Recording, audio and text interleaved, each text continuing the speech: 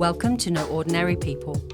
I'm Jade, and I'm on a mission to give positivity a voice by sharing stories of everyday people doing extraordinary things. They're a reminder of the power we all have to make the world a better place. This podcast was recorded at the Musicians Making a Difference studio, a charity that transforms young lives through music. You're listening to No Ordinary People, and I'm your host, Jade Harley. I'd like to start by acknowledging the Darkin young people as the traditional custodians of the land on which we're recording today. I pay my deep respects to elders past, present, and future, and recognise their continuing connection and contribution to this beautiful land and the waters. I extend this respect to any Aboriginal or Torres Strait Islander peoples listening, and I recognise that First Nations sovereignty was never ceded. This continent always was and always will be Aboriginal land. Today, I'm joined by Larn Masterton, aka Larn to her friends, so we'll call her Larn today. She's the founder and CEO at Down the Track, an incredible organisation running programs for disengaged and marginalised young people in the remote communities of Lake Cargelligo and Murrin Bridge in central west New South Wales. Down the Track programs are addressing high unemployment, low self-esteem levels of young people, unacceptable crime and incarceration levels amongst young people in the region, concerning levels of drug and alcohol abuse, high levels of domestic and family violence, poor mental health and high suicide rates. But ultimately, they are looking to increase positive pathways to education, employment and community participation. Down the Track's been running since 2016. And I just want to kick off with just a personal nod. So the reason that I've got Larn here today and the reason that I'm doing this podcast is I'm in awe of the work that Larn and her team do. She's an absolute superstar, and I believe that we need to have more of these stories out in the world. There are amazing people doing incredible work every day, and I'm really chuffed to be sitting here with you today, Larn. So welcome. If you feel comfortable, maybe tell me a little bit about little Larn. Where did she grow up? What was it like? And how did those early experiences shape who you are today and the work you do? Well, thanks for having me, Jade. This is bloody amazing. Like, to get to hang out with you for the day, awesome. But little Larn, I guess the best way to describe little Larn would be misunderstood, wild, very wild, and just trying to find her place of belonging. So early on, I grew up in around Newcastle area. Father was an alcoholic, lived out of home, and all that kind of stuff. So not probably the best start to life. And then later on, got into, some naughty stuff like getting in trouble with police and drugs and alcohol and all those wild things. So, that pretty much captures little Larn. Mm. And, fast forwarding to today, you moved to Lake Cargelligo, which is, I'll get you to explain, but it's quite a way out there. It's quite remote. And it was meant to be a short stint. So you're still there today. What happened? I fell in love. I absolutely fell in love with the community. So Lake Cargelligo is this amazing place that it's surrounded by red dust and this massive lake. And once you're there, it gets in your blood and you feel this connection to the community. It's something special and something I've never felt before. So we are literally smack bang in the middle of New South Wales. The lake itself in Lake Cargelligo is 8 times the size of Sydney Harbour, just for some context around this inland lake system. And it is a super cool place. So out there, the main kind of work that you can attract is agricultural work. So that's where we kind of focus when I first kicked off.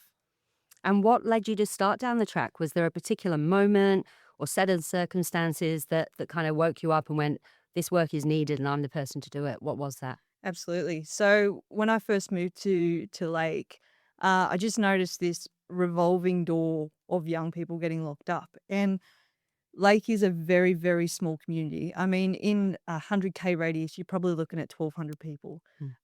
So really small. The township itself, probably 300 to 400 people.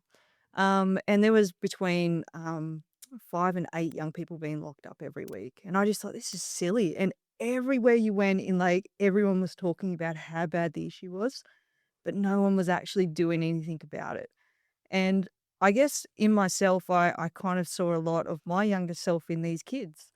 And I thought, bugger it, like, I'm just going to roll up my sleeves and have a crack myself. Like, this might go very poorly, but at least I can say I tried. And yeah. So ended up working with a core group of about 6 young fellas initially.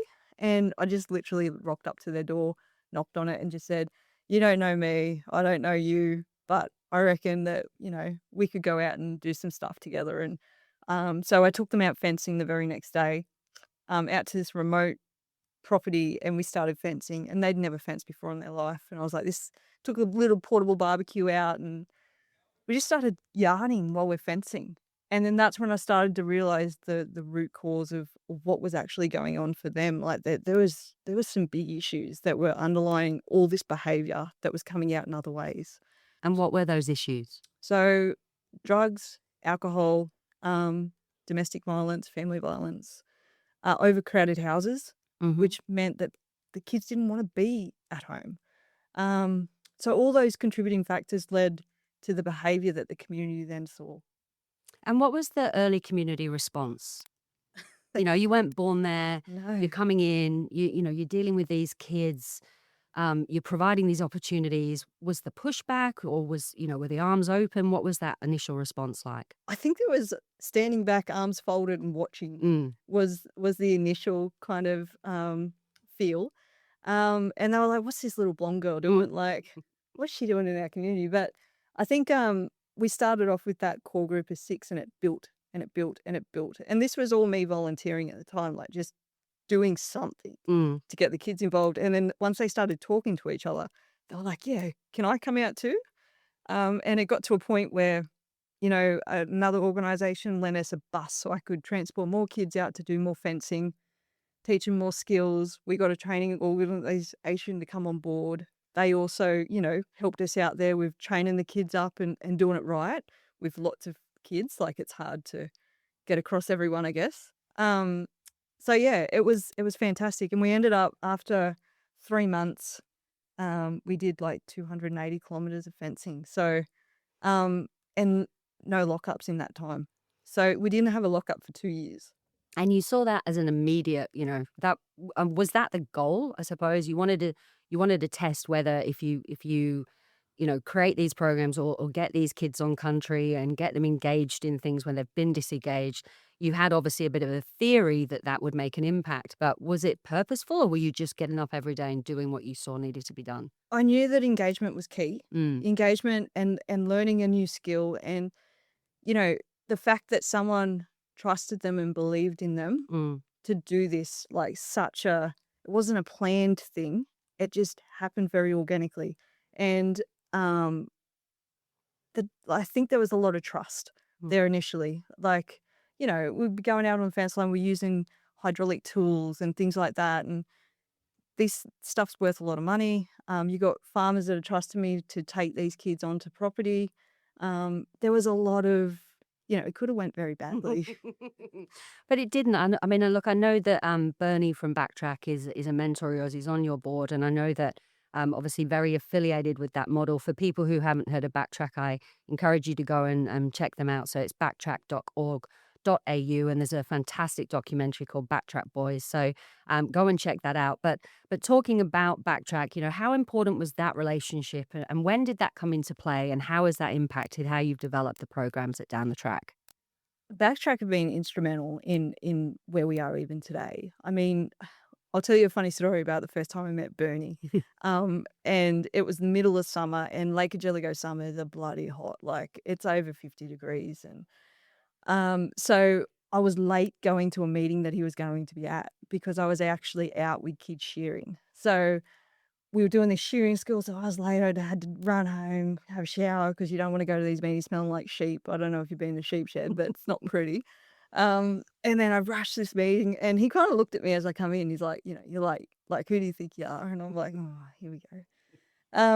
But afterwards, he's like, "Well, how you going? Like, what's been going on?" I was like, "So sorry, I was late. I was out shearing with kids, like teaching them how to shear and stuff." And he was like, you're a bloody idiot." Like, that was his initial response, like, "You're crazy. You are absolutely crazy shearing in this heat with kids." And I was like, "That's where the opportunity is at the moment." So that's where we're going. It's not about like at when we first started out, we didn't have a lot of people giving us opportunities to take the kids out to do things on site. So I had to take whatever I could get back then. And it was tough, but gosh, I reckon it built a hell of a lot of resilience in those kids because when you get that sheep that is fighting and kicking and you're hot and you're exhausted and, you're just waiting for that smoko bell to ring or, the end of the day bell to ring and you just got to get through it. You can't send a sheep down the chute half shorn. So Mm. it's one of those things that just teaches you that resilience piece, which is so important. And I think that the thing with this is, we've got to remember these kids, they're not showing up to school, but they're voluntarily showing up at like the crack of dawn Yeah. to come out and spend a 12, 14-hour day doing hard work. Like what's making them show up? I think it's the community feel that we have going on within our group. Like we kick off when we do sharing. It's like 4:30 start, Mm. and Can't get any teenager out of bed before like 12, no. let alone 4:30.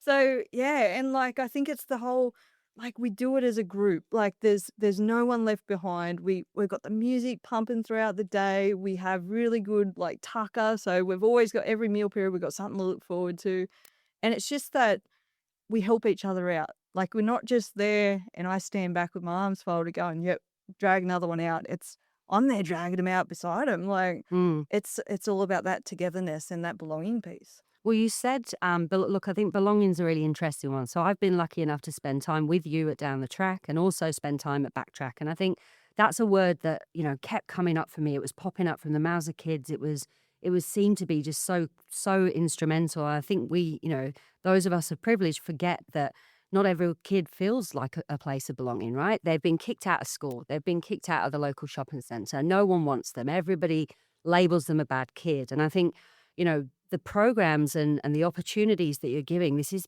potentially the first time that anyone's opened their arms and gone, you belong here and you're worth something.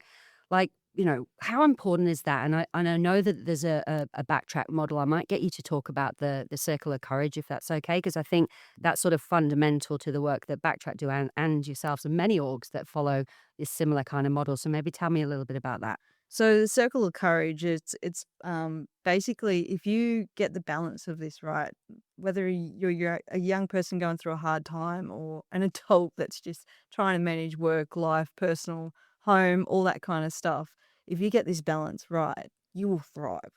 So it's based on belonging, mastery, independence, and generosity, and it's all about we try to bring this into every little piece of work we do it down the track. So when we're catering, it's all about we're doing it as a group. That's the belonging piece. The mastery is we're learning new skills. You've got one kid that's just learning, the coffee machine. You got another kid that's learning to make this particular curry or something. And then you got the independence piece where you can go, righto, can you go out and do that? And I'm going to come in here, but I'm here if you need me, but you go and have a crack. And then we've got the generosity piece at the end where we've got, this is just an example, but having food left over and then going, okay, let's bag this up and then let's give this to, your grandma or let's go out and give this to, the little trackers that we're going to have this afternoon. Like that kind of stuff. That's just an example of how we would incorporate the circle of courage into a program or an activity that we're doing. So it's part of the fabric of everything, and it's kind of top of mind in every activity. I think I'm going to fast forward a little bit. So you kind of touched on the cafe. So I want to drill into that. So on top of this program and this amazing work you do, showing up for these kids every day, you're also really a social entrepreneur in my view. You've created these social enterprises that are providing pathways for kids, and the cafes, the catering side of things is one of those. Can you tell me a little bit about the different social enterprises that you've got, why you set them up, and what the purpose for each of them is? Yeah. So, look, we go wherever the kind of what the kids' needs are or what they're dreaming of at the time. So we do have a food truck and it's called Track and Good. And there's some bloody good food that comes out of that. I can attest. It Yes. is it is good tucker. So that all come about with a young person that was interested in cooking.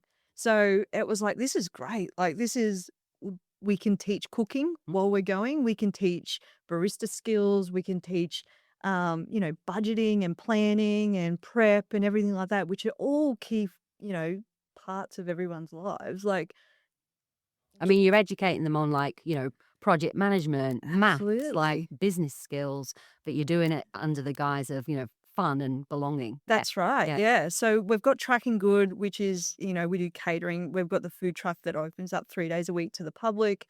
It's amazing. And it's very well supported by the community.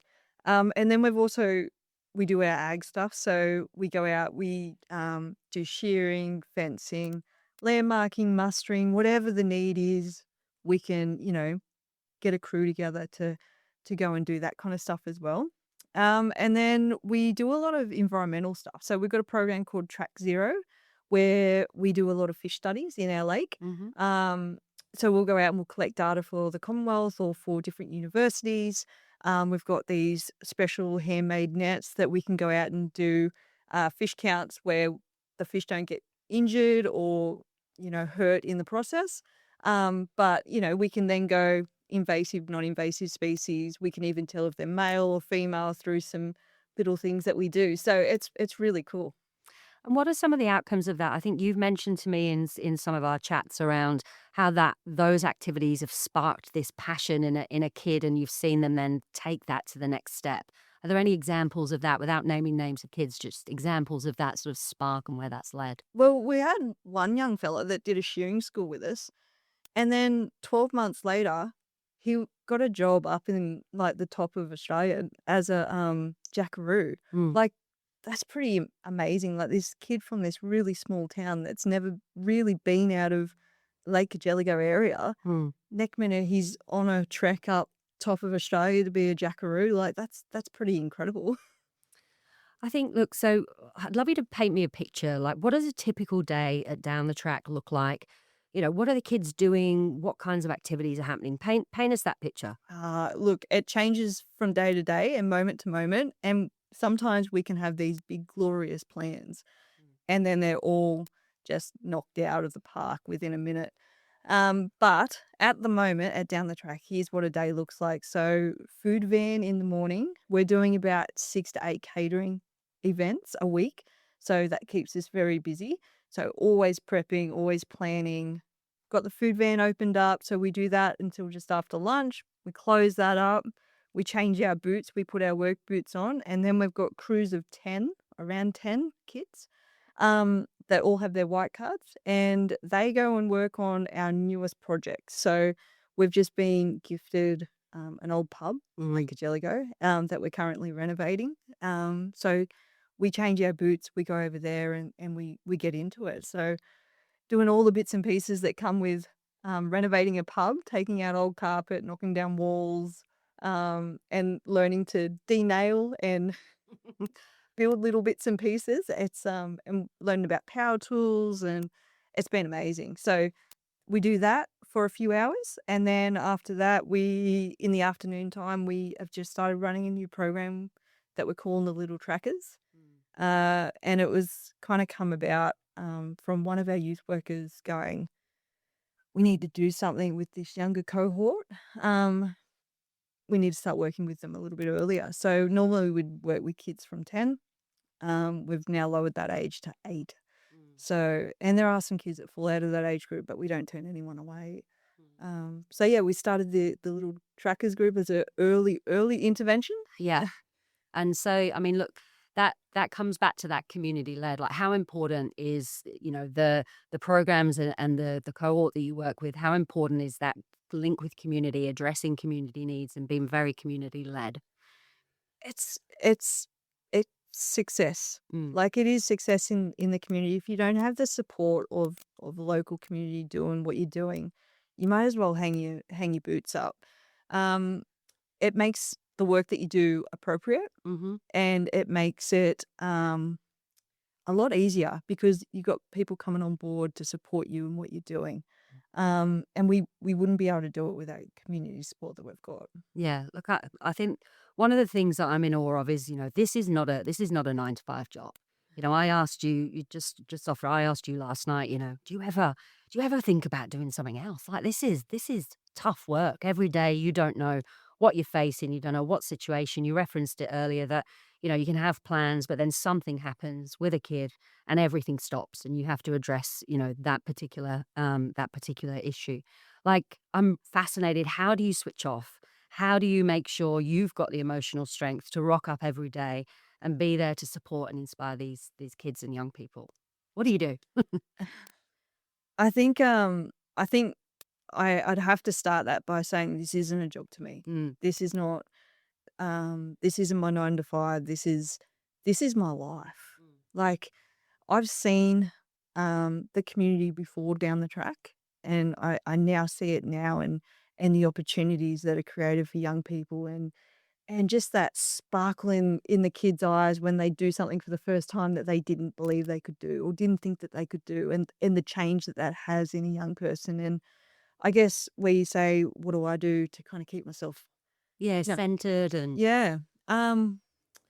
Look, I love fishing. yeah.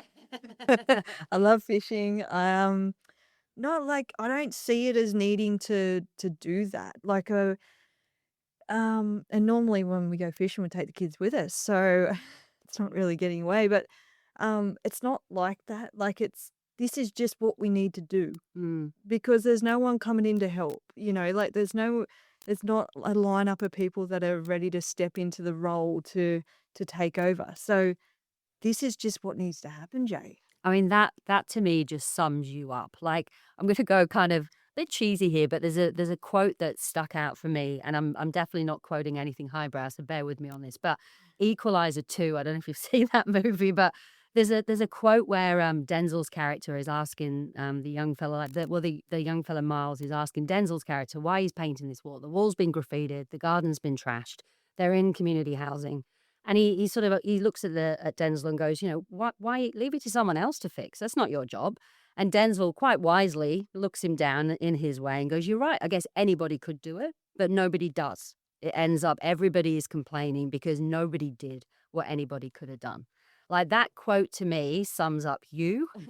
It sums up every person who just goes, "You know what? Like this needs to get done. Somebody needs to do it, and I'm the person to do that." And my hat is off to you. Thank God there are people like you in the world because otherwise we'd be in a sorry state. Like the society is not fixing this. It is individuals like you. So if there's someone out there listening, and hi mum, if anybody else is listening, and they want to know how they can make a difference in their community, like what advice would you give them? I would be straight up and honest and say good intentions are not enough. Mm, Good intentions will not carry you through the shit times. And I don't know if we're allowed to swear on of this, course you can. but there is a lot of shit times. There's some hard times. There's times where you think you're 3 steps ahead and then something happens and you're knocked back, you know, weeks and months of work undone. And there's nothing you can do about it Yeah. but roll your sleeves up, try harder, work longer, and get it back. And that's what it's all about. It's um yeah, and just these kids matter. Yeah. Like these kids matter. They deserve opportunity. Like just because we live in a really remote area doesn't mean that they don't get to experience aquaponics Mm. or the scientific side of data collection. Like you know, it, they deserve this opportunity to be exposed to these opportunities. And just because they might have bad behavior or we've got to work through that and we've got to give them the tools to be able to navigate their situations and their environment so that they can then work through their own issues as well. Amazing. I mean, one of the things that you say a lot is, it's just going back, but you kind of talk about we do it with them, we don't do it for them. Yeah. Like, what does that mean? How does that show up? I mean, like this is something that um I guess this is something from my experience growing up and things like people telling you what you should be doing and Mm, that'll make a difference in your life, but you're not doing it. And it's like, maybe it's because I don't feel supported to do it. So with everything we do, like the shearing is a perfect example. We don't just take the kids out and go, righto, there's the sheep, there's the hand pieces, go nuts. It's like, I'm gonna be in the stall next to you and we're gonna do this together. Like I'm not doing it like you, not just bringing you here for you to go, for me to tick a box to say, I gave them the opportunity, they chose not to take it. It's Yeah. about that creating that connection and going with them on the journey because that's the key. So you're Journey standing is the by key. their side. Yeah. Absolutely, yeah. Yeah. Look, I want to kind of circle back to because you just sort of, you very lightly dropped that we've got a pub and we're renovating that. So unpack that for me. How does an organisation that's supporting young people end up with a pub that they're renovating? Like, how did that happen? I Tell me think that story. I think for organizations like down the track, this is the equivalent to winning lotto 10 times. Yeah. So this doesn't happen. And so we are so thankful and appreciative that we were given this opportunity to be able to do this. So a couple of years back, there was a big storm blew through Lake Cargelligo. It blew the roof off a pub. And that pub has sat dormant for a couple of years, just going to wreck and ruin, really. And an opportunity come up that we could have it gifted to us through a funder. And not only that, that we could also get it renovated and fully kitted out and get it operational again. So it isn't going to be a pub per se. We're not going to be serving alcohol and there's no gambling facilities, but we are going to still have a restaurant in there. We're going to put a cafe in there. We're going to do some really boutique rooms, an art gallery. We're going to be as self-sustainable as possible. So growing our own fruit and veg, our own fish, and bits and pieces. But we're also going to do transition for young people into independent living. So there'll be some spaces there for young people to get their foot in the door with like getting a rental. So they'll pay rent, they'll have rental inspections, all that kind of stuff. And at the end of their time, they'll have a rental history so that they can take that next step and, have like it's hard to get a rental, like as an adult. Yeah, as an adult, right? Yeah. So Yeah. what hope do young people have? So this is Yeah. that kind of that first step for them. So what does success look like for down the track? So I think it varies from young person to young person. I mean, sometimes success can be a young person has shown up a couple of days in a row after, not leaving their room for an extended amount of time. Or it could be a young person has, you know, gone and done some training, and that's the first thing they've dropped out of school, they've, got no confidence. And then, we run a training program on being a barista or getting a white card or fencing, and they attend that and they do the whole course. That's success for down the track. It's those little wins that people would just brush over and go, well, it's not very impressive. But for us, that's the making of the next step. That's their foundations for us. And that gives you the I suppose the impetus to continue kind of aiming higher for these kids. Absolutely. When you see those little sparks fly, Mm. it just gives you this injection of motivation to go, this is why I do what I do. Mm. This kicks on to the next bit, and it adds to a bigger picture too, because you just build on it and build on it and build on it. Next minute they're doing cert 2s, cert 3s, or they're going, okay, I'm going to go and apply for that job, or do you think you could help me pull together a resume? I'm thinking about going here. And that's when like you implanted that little spark. Mm. And I think one of the things that often gets taken for granted is the generational impact of this. So go fast forward 20 years. Like, Yeah. what do you want down the track to have achieved for the community, for these kids? Like, what does that future look like?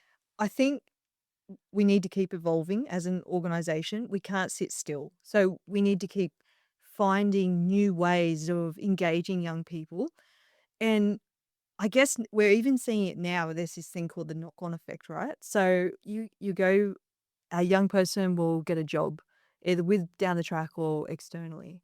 And then that creates in their own family group a bit of, oh, I wouldn't mind doing that as well. Like you going to work every day, you're getting into a good routine.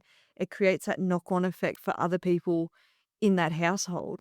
And that for me is massive because some of our kids are coming from generations of unemployment, not just a household where, a couple people work, a couple people don't. There's some households there's no one works, so they don't understand, or they haven't been exposed to, this person getting up every morning and going to a job. That hasn't been something that they've seen. It's You can't be what you can't see, that whole. that's you don't know what you don't know. Mm, mm. Yeah. And, we talk about the impact of the community from where you first started and the stand back and watch. What does the community support, wraparound, collaboration, what does that look like today? Well, I guess, like, you could see it from a couple of different ways, right, Jade? So, there's, like, every time there's a funeral, we get a lot of, like, we do the wakes and things like that. Or if there's a wedding, we cater for the wedding. Like, we're so included in so many different ways within the community. We help set up for events, for community events. We pack up for community events. We include community members now in our training. If we've got a couple of free spots, we open them up, and then the community can come in and do the training with us. Um, that kind of stuff is gold to us at Down the Track. It's a connection piece also, Mm. and it creates opportunities for our young people with people that they wouldn't normally be connected with. So it builds their networks as well. And, I suppose you want to keep a lot of this talent in the community to then nurture the next generations. Like we see it a lot where young people who've gone through the program and had challenges themselves are often the best place, like yourself, to then support the next generation. How important is it for you to keep some of that talent and those young people within Down the Track and part of your community? Oh, it's massive. It's so at the moment, like I'm out here with you. We have our senior youth worker, Maddie, who is at home and she is now running Down the Track while I'm away. Maddie has come up through the program. So, I've worked with Maddie for nearly 10 years. And now she's running it in my absence. So for me, like that's That'll just be a proud mom. that just that makes my world just shine, like, the fact that that's happening, and, to see the younger kids looking up to her going, "Oh, what are we doing today?" Or, "What's the plan?" Or, I'm getting Snapchats from the kids with Maddie directing them and things like that. Like, it's just this is what it's all about really, isn't it? It's that next generation taking charge. Yeah. It's another knock-on effect, really. Yeah. And the visibility of that for the community and for those kids, that's special. It is. Yeah. It really is, and it's pride. Mm. You see, like, when we get visitors come to Down the Track, you see the kids pop up and they go, like, "This is where we do this, and this is where we do that." Like, they're so proud to showcase, their space, Yeah. which it is. It's their space. Absolutely. Without going into specifics, I'd love to hear a story of a young person whose journey through the program has impacted you most. Who, how did they come to you and where are they now? Is there anyone that sort of jumps to mind or? Oh, there's so many. That's really hard, Jade. Yeah, it's not picking a favorite, but Ah, well, there is one young person that I thought was either gonna make me or break me as a youth worker. yeah, And, yeah, so she's a pretty special young person. And just kind of I saw a lot of myself in her as well, just really misunderstood, wild, crazy wild, and a risk taker, which I was as well. Um but just so confident in risk taking, which is kind of scary as well. So this young person pretty much couch surfing, stealing cars, all that kind of stuff. Like in trouble with police all the time. And yeah, now she works for Down the Track. amazing. She's amazing. Mm. And sometimes we still get the wobbles up, but this is the kind of the support of Down the Track is you can get the wobbles up and we're still there. You Yeah, can't get kicked out of Down the Track. We're always going to be there to back you. Um, so yeah, and she's doing amazing. And this kid has only just turned 18. yeah. So I mean, whole life ahead of her. Mm. But yeah, not doing that crazy stuff so much anymore. I mean, she's a future Larn, right? Hey, hopefully she'll step into the seat. Yeah, I mean, there's no one better to know how to meet these young people where they are than people who've been there themselves, right? Yeah. You know, you want to go back and repay the favor. Yeah, I guess yeah, like I did some pretty um some things that I'm not proud of growing up. And I guess this is kind of like I kind of see it now. Like it Mm. makes sense for me now that why I do what I do, I guess. Yeah. It's that okay, it's my turn to give back Mm. for, all the shit that I caused as well. Well, talking about giving back, like how can people support you? So obviously, people might be listening to this and going, "That sounds like something I want to learn more about."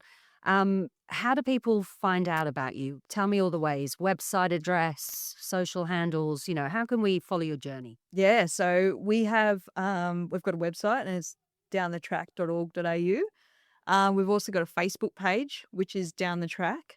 And we've got an Instagram page that is completely run by our young people. So that can get a little wild because sometimes I don't get to it in time to have a look over it to make sure it's appropriate. But So real and authentic. yes, Yeah. it's as real as it gets, Jade. And it's great. Like I love the fact that they take responsibility for it and Yeah. they post their little things that they want to talk about, not just what, the organization wants to showcase, I guess. So that's really cool.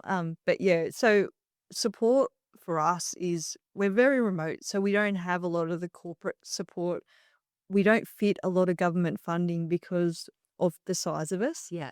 It's not appealing to government. They want to hit big numbers. We don't have big numbers, but it doesn't mean that our work's not important. Yeah. So we don't get a lot of government funding. I think we've got 17% government funding at the moment, which is not a lot. The rest is all philanthropic. So we are heavily reliant on donations and funding in that way. So, from anything like sharing one of our posts or liking a Facebook page, if that's, all the way that you can contribute, that would be amazing. Yeah. To, sponsoring a cup of coffee a day or a week, Hiring you for catering. Yes, hire us for catering. Come have your wedding in Lake Cargelligo. We've done a couple of weddings and it was bloody good. Yeah. And I think, what about the accommodation? When can people come and stay and check Yeah. out the work? So we will be doing updates. We're going to be sending out a newsletter just for the renovations and the pub updates.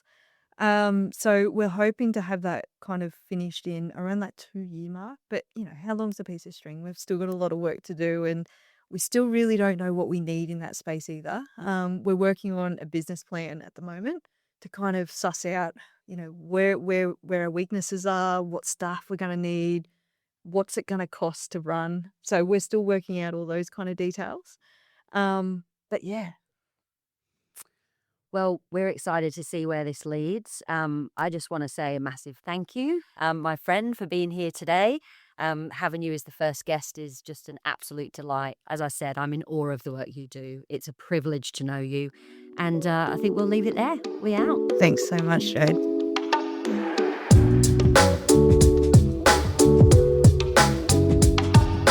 Need more light in your feed? Follow and share. Be part of the movement to bring the balance back.